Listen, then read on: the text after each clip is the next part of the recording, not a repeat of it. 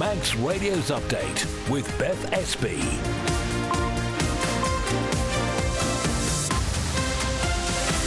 Well, Fastamai, good evening. Welcome to Update this Tuesday evening. Lovely to have your company. We're going to take you through the main news of the day in just under half an hour. So coming up tonight, we'll have the details on that bull that was on the loose in the Tromode area earlier today.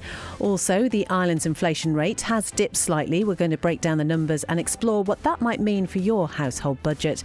We also remember Roger Tomlinson, a key figure and driving force behind the Positive Action Group. And later, we'll find out about a poetry anthology being released by a former bard. All that, the weather, the traffic and the travel as well. And if you'd like to get in touch about any of the stories you hear about, you can email studio@manxradio.com or text 166 177. We'll start with a roundup of the main news headlines with Christian Fastamai. Inflation on the Isle of Man dipped slightly in September, standing at 2.9%, down from 3.3% in August. Figures from Statistics Isle of Man show price growth easing overall, helped by falling energy and fuel costs. The leader of the Manx Labour Party has criticised the Council of Ministers, describing it as an impromptu form of party politics without real cohesion. I think within Council of Ministers meetings there will be a lot of argument and not very much coalescence on certain issues. Joni Farragher says the way the executive is forcibly created results in a government structure that slows down decision making. Tributes are being paid to Roger Tomlinson, a founder of the Positive Action Group, following his death. He established the organisation 20 years ago, which has since held regular public meetings on current issues. And former Manx bard Michael Manning is set to release a poetry collection on homelessness next month, inspired by his work with a charity on the Isle of Man. You know, we don't see people begging down Strand Street or necessarily sleeping rough in shop doorways, but it does happen on the margins, but it's out of people's sight. To international news now, Israeli officials say the Rafah crossing will stay shut tomorrow, with aid flow into Gaza restricted. It's after Hamas handed over just 4 bodies of the remaining 28 deceased hostages. Meanwhile, the mother of Matan Angrest, one of the 20 living captives freed yesterday, has spoken about his ordeal. He has told us he was tortured brutally, at least in the first few months. He was on his own for a long time, under watch. But he told me, "Mum, even in the most extreme situations, I knew I wasn't going to submit to these monsters, and I'm not breaking." Nigel Farage has admitted he's deeply concerned that an asylum seeker who threatened to kill him could walk free in 18 months. Afghan national Fayez Khan has been jailed for 5 years after footage was posted on TikTok a year ago today. And actor Josh O'Connor says he's uncomfortable with being a sex symbol. The 35-year-old admits it's weird that fans find him handsome. Those are the Update News headlines, next at 6. Thanks very much indeed, Christian. Now the weather brought to you by Manx Glass and Glazing. So pretty overcast, but mainly dry with some hill fog throughout this evening and overnight. There'll be light winds, minimum temperatures around 10, and pretty similar for tomorrow as well. Overcast, mainly dry, some hill fog, possibly a few outbreaks of drizzle over higher ground, so not good if you have that sort of hair. Light and variable winds and maximum temperatures of 13. Sunset this evening, 6:24. Sunrise tomorrow morning, 7:45. Manx Glass and Glazing can supply and install single, double and triple glazing. Call 674 573 or visit the showroom on the Snugborough Trading Estate. TE Carbon provide new memorial stones, grave renovations, new inscriptions and fire hearths. Visit us at Hope Street, Castletown, or at Broadway, Douglas, or call 844 440. TE Carbon, here when you need us. At Bond Fabrics, we're not just a fabric shop. As well as curtains and upholstery and dress and costume fabrics, we've knitting and crocheting wools, made-to-measure curtain and blind service, plus poles and tracks. Visit Strand Street, Douglas, call 611856 or see bondfabrics.in. Most builders start with a hammer and saw. Manx Construction start with ideas and imagination. For new build, extension or home office, Manx Construction offer full service from planning to completion. Call Tony on 452 688. If you have children, pets or a house, talk to Peace of Mind about a will or power of attorney, which will help family members when it matters. Prices from $199 plus VAT. Find us on Facebook or call 632 610. You're listening to Update here on Manx Radio. It's just coming up to 5:05. So something you might have heard about earlier today was that incident with the bull in the Tromode area. Lewis is with me now. So Lewis, what can you tell us about what happened? So around 11 o'clock this morning, police put out a message warning of a bull which they said was believed to be dangerous on the loose in the area of Tromode. They told anyone in the area to stay in their vehicles, stay in their homes and not to approach the animal. And to show you the urgency of this situation, this initial message was quickly followed up with another which said the bull was heading towards Quarterbridge. No more than half an hour later, however, officers said the situation had been resolved. This was followed up by another statement saying that the bull had been, quote, safely dispatched. This, for anyone wondering, means the bull had been killed. Officers had evacuated the area and a number of roads were closed after the animal's owner couldn't control it. The bull was located in a car park off Peel Road and dealt with by trained officers. Now, of course, whenever an incident like this ends with the killing of an animal, there are questions for the police. There has been a number of criticisms online in the way this matter was resolved, and we have approached the Isle of Man Constabulary for further comment. So far, we're yet to receive a response.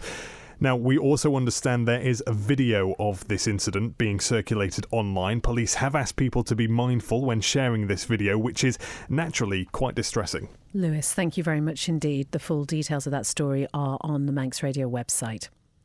Now, confirmation that plans to redevelop the historic Newson building on North Quay and Douglas has been met with mixed reaction. We heard about this on the programme yesterday. Planning approval has been granted on the condition that measures are taken to preserve the former warehouse's character. Now, the building has faced numerous obstacles over the years, with planners facing scrutiny over multiple rejections. But it does seem that public opinion differs on what should become of one of the harbour's oldest buildings. Well, I think this area is really lovely, and we were only just talking about the big modern buildings behind, and isn't it lovely that some of the original buildings have been kept? So just probably doing this back to its former glory would be fantastic, and it would really make the area, it's lovely to visit anyway, but even better. I suppose some might say former glory. It was a warehouse, basically. It was a fairly workaday building in its time. Do you think it's important to keep things like this? I absolutely do. I think people really do appreciate heritage and the past, and I think it gives something to connect to. If you look at the Albert Dock area, for example, in Liverpool, they were all old warehouses at one time, and they've been restored. They're absolutely stunning, and by the way, if you've not been, go and visit. And there's apartments there, they've built museums, and it's such a thriving area. There's hotels, and it's a real visitor destination now, so absolutely important. I'd like to see something more modern, better shops or more restaurants. But what about the sense of history that this imparts? This is an old part of the dockside here. Do you think that's important? Yeah, it is. Should be modern, but the bits that it needs to be knocked down. Yeah. But how about the old face of the warehouse? Does that need to be kept? It'll be a big job to try and keep it in the building. It looks all right at the moment, but it just depends what's inside. I think it needs restoring. I think try and keep the original brickwork and just brighten the place up and get more tourists down here. I'm really glad they've got planning permission. I hope it gets done, because it's a bit unsightly. Do you think it's important a part of the old building remains? Oh yeah, I think so. I mean, I remember it whenever Newsons were trading here. So it's got lots of memories of me when my children were small, coming in to buy their camping gear and. Yeah, the argument is it's the last bit of the old warehouses around the quay, so people say it's important. Others say, no, put something modern in. Oh no, I think they need to keep the old. Don't throw out the baby with the bathwater. That was John Moss finding out what the public thinks about plans to redevelop the historic Newson's building on North Quay. I'm sure many of us remember going in there to get our camping gear. It's coming up to 5:10, and we heard today that the island's inflation rate has dipped slightly, so it now stands at 2.9% for September. That's down from 3.3% in August. These latest figures are from Statistics Isle of Man, and really they show that price rises have eased overall, although certain areas do remain stubbornly high. Well, Christian, the whiz with the numbers, has been looking through this report. Christian Fastemai, just tell us first, what is driving the numbers this month? Fastemai, Beth, I'm not sure whether I'm the whiz with the numbers, but while the overall rate has slowed a little, some everyday costs are still climbing quite sharply. The biggest increase was in restaurants and hotels, where prices are up around 8% on last year, mainly because of higher catering costs. Next, education saw the Next largest rise, 6.2%, with preschool fees in particular up by more than 11%. And of course, food and drink also continue to add pressure, rising just over 5%. That's largely led by convenience foods, soups, coffee, all of which have seen double-digit increases. OK, so while inflation then has come down a bit overall, people are generally still feeling the squeeze in certain areas. What about the things that have become cheaper? Yeah, that's right. The main relief has come from energy and fuel costs, which have been falling steadily. Oil and other fuels are down by more than 12%. Gas is down 8%. Petrol and oil dropped by around 5%, apologies, over the year.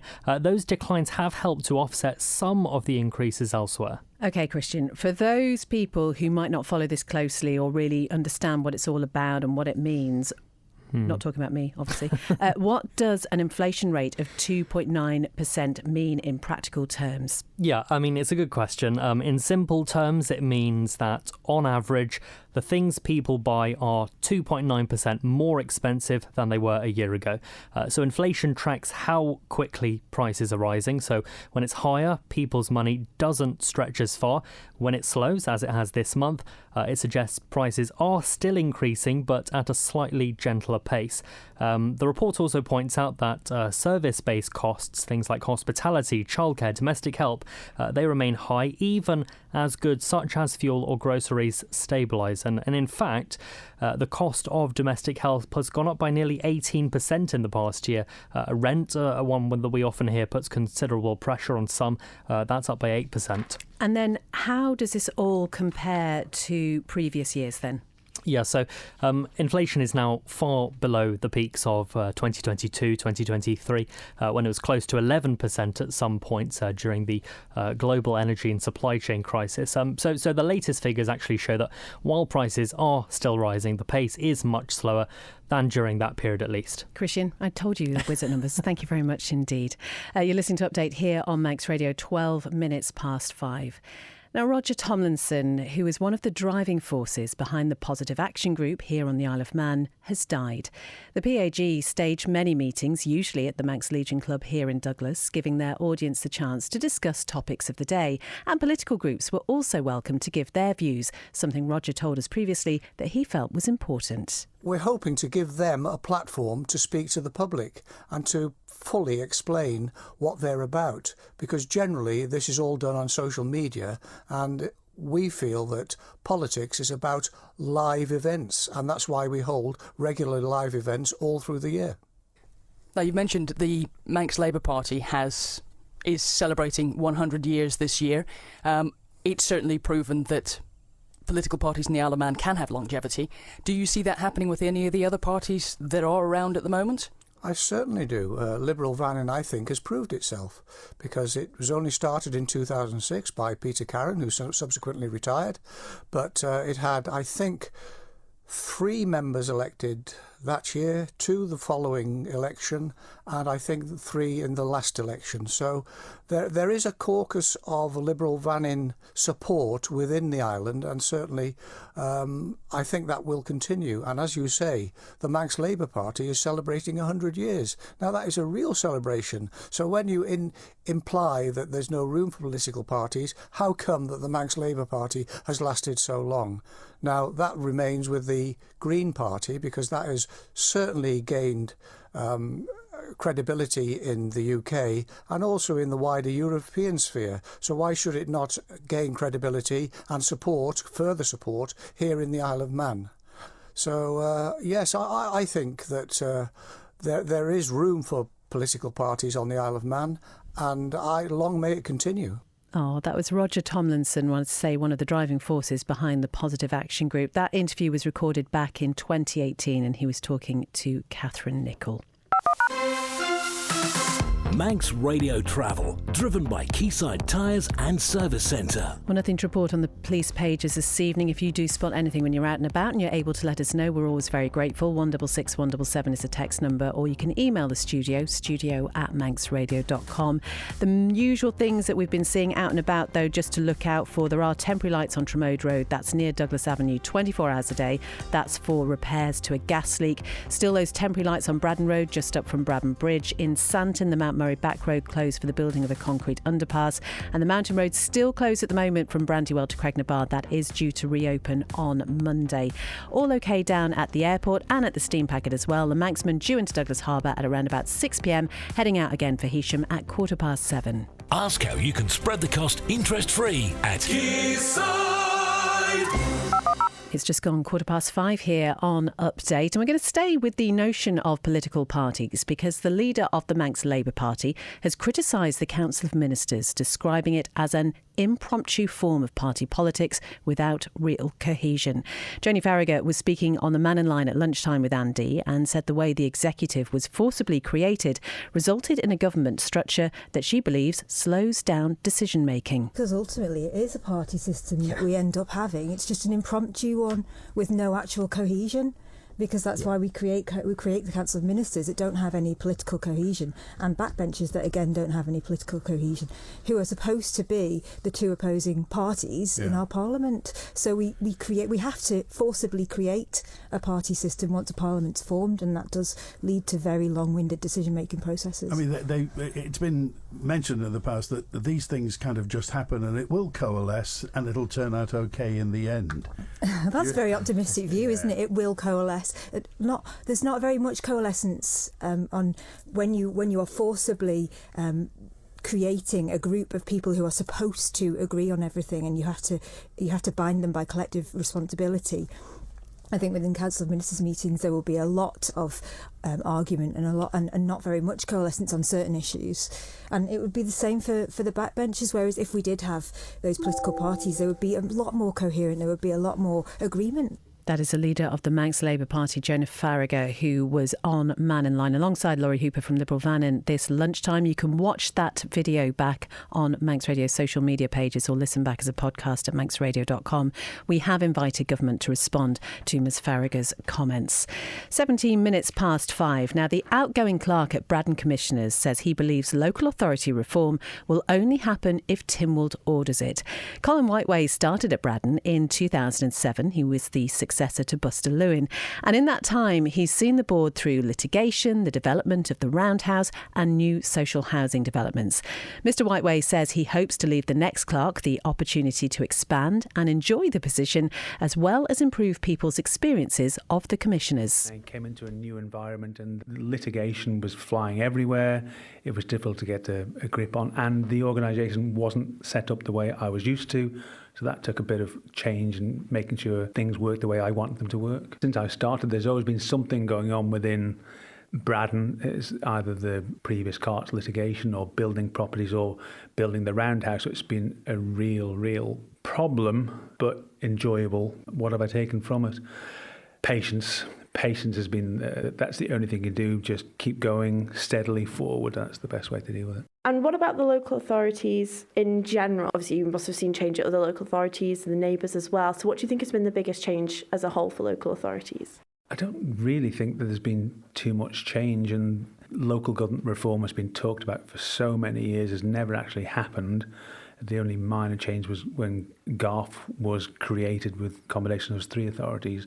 Other than that, it's been pretty steady, and it probably would benefit from reform, but people seem to be resistant to that, and I think that's something that needs to be considered in the future, but it's about everyone working together. To be quite honest, I can't see local authority reform taking place until we're told to take place. I don't think people will slowly change like GARF did. No one will really want to take that jump. I don't really know whether anyone will ever do it, to be quite honest. I don't think Tynwald will ever stand up and be prepared to say this has got to happen. But that is the only way it's going to happen, if they instruct us to do it, and then we could do it. What kind of position would you like to leave Braddon Commissioners in for the next clerk? I'm hoping I'm leaving them the opportunity to expand and enjoy the expansion. All the hard work has been done, hopefully, and it's just now using what we've got now, really improving people's experience of what a local authority can do. That is the outgoing clerk at Braddon Commissioners Colin Whiteway, who was talking to local democracy reporter Emma Draper there. Now, at the start of the programme, we were talking about that bull that was on the loose in Tromode earlier today. Lewis is back with me now. Lewis, we've had an update on this. Yeah, that's my. So in the last few moments, I've had the following statement from the Isle of Man Constabulary. As I mentioned there, we had approached for further comment because we had that statement this afternoon explaining that the bull had been dispatched, i.e. the bull had to have been killed earlier by trained officers. So this is what we've had. It says the bull, which was due to be dispatched by the Isle of Man meat plant, became extremely aggressive, putting workers who are experienced in managing cattle at significant risk. The meat plant was unable to utilise conventional methods for dispatch. The bull became more agitated and the meat plant requested assistance from the police to dispatch the animal. Before the police arrived, further contact was received by 999 that the bull had escaped and entered some nearby residential estates, passing near to a primary school. Contact was immediately made with the school to initiate safety procedures. The bull was located at Douglas Rugby Club, having gone through nearby fields, and therefore could have easily escaped, police say, by the same entry or via other available exits. We've had this quote from Superintendent Steve Maddox, who says the Isle of Man meat plant asked for police assistance to dispatch the animal, but unfortunately it escaped prior to our arrival. As per the applied professional practice in relation to firearms operations, authorised firearms officers were deployed to negate the threat to the public. We fully understand the public's upset with an animal having been dispatched, but there was no easy way to contain the bull. It had free rein to go anywhere, having already travelled through an estate and near a primary school. I'm aware that there were workers in the area who filmed the incident. We have no control over people filming in a public place or indeed what they choose to do with the footage.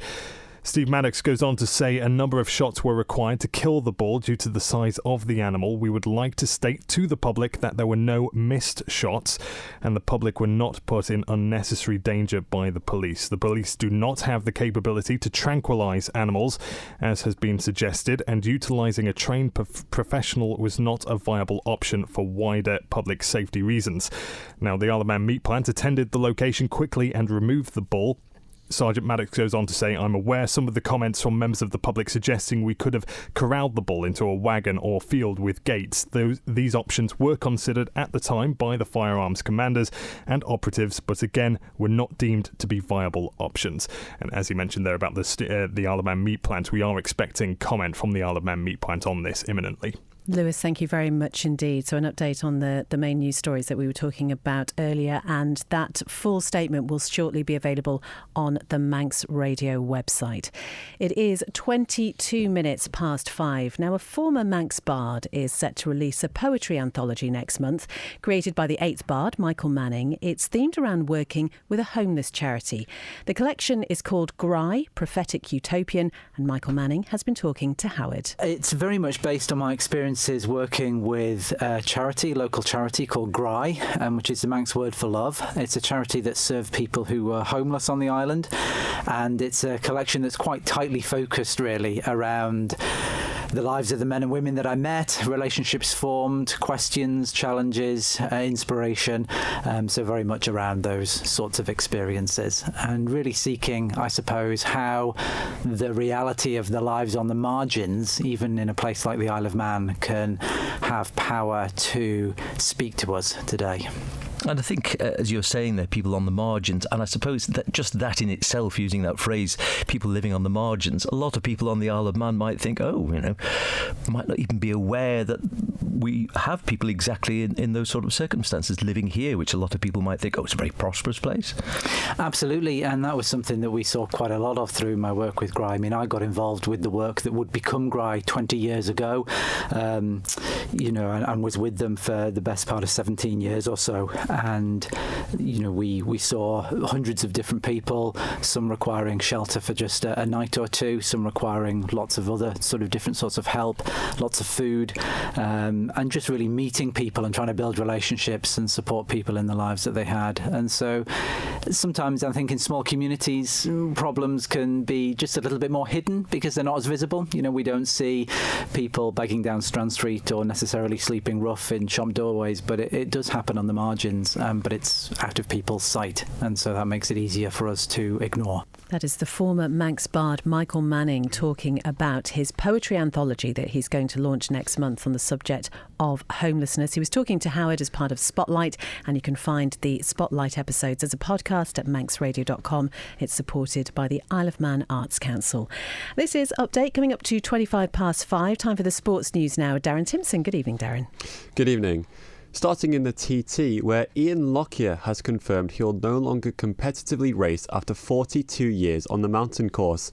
Lockyer first took to the famous track in 1983 as a newcomer in the Manx Grand Prix, finishing third behind Robert Dunlop and Steve Hislop. Since then, he has gone on to achieve more than 136 TT starts with 103 finishes, 10 TT victories and 29 podiums. He said he's grateful to everyone who supported me along the way, and to those closest to me for putting up with my single-mindedness over the years. It's been an incredible journey. Isle of Man cyclist Lizzie Holden has announced she'll also retire in the past 24 hours. Holden, who is currently competing in the tour of Chongming Island in China, has taken to Instagram to announce the news. In the post, she said she'll be forever grateful for having to be able to call cycling a job for so many years. The 28-year-old who races for UAE team ADQ had been suffering with injuries after a crash at the CIMAC Tour last month and returned to the track earlier than expected. In the statement, she says, after a difficult few years, losing a lot of confidence on the bike and finally a crash resulting in a broken collarbone, numerous broken ribs and a punctured lung, it feels like the right time to move on to a new chapter. And in athletics, Manxman Krista Kane has set a new Isle of Man women's marathon record in the USA. Competing in the Chicago Marathon at the weekend, Krista crossed the line in an impressive 2 hours, 35 minutes and 31 seconds. That beats her time set in London earlier this year by 1 minute and 54 seconds. As well as beating her own personal record, Krista was also the first British runner to cross the line at the event. And in hockey, the Isle of Man women's over 45s took to the English Hockey Championships at the weekend. They were drawn against Tier 1 side Formby, losing the game 5-1. Kirsty Guy scored the only goal for the island. Darren, thank you very much indeed. That is pretty much all from Update this evening. As I mentioned earlier, all the details of tonight's top stories can be found at manxradio.com. Very shortly, that full police statement will also be available, just outlining the situation with that bull that was on the Tromode area earlier today. Coming up next, it's Countryside. It's with Simon and Kiri. That's from 5:30. Then at 6, it's Greatest Hits. Michelle Kane looking after things for Chris Kinley from 6 p.m. At 9, The Folk Show with John Barker, and then Dave Moore will be with you with After Hours from 10 p.m. So whatever you're doing this evening, have a good one, and we'll talk to you again tomorrow.